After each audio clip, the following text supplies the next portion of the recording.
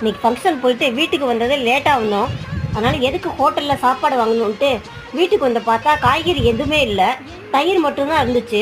சரி தயிரை வச்சு என்ன பண்ணலாம்னு யோசனை பண்ணிட்டு இருக்கிறப்ப சரி தயிர் குழம்பா வச்சு விட்டுறலாம், வடையை மட்டும் வெளியில் வாங்கி வச்சு சாப்பிட்றலாம் அப்படின்னு நினச்சோம்.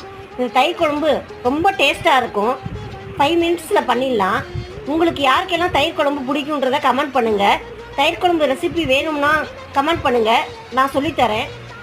தேங்க்யூ.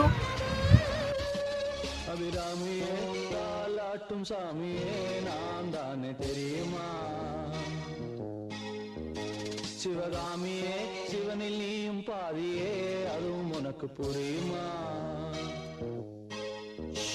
சுபலாலி லாலியே லாலி லாலியே அபிராமி லாலியே லாலி லாலியே அபிராமியே தாலாட்டும் சாமியே நான் தானே தெரியுமா?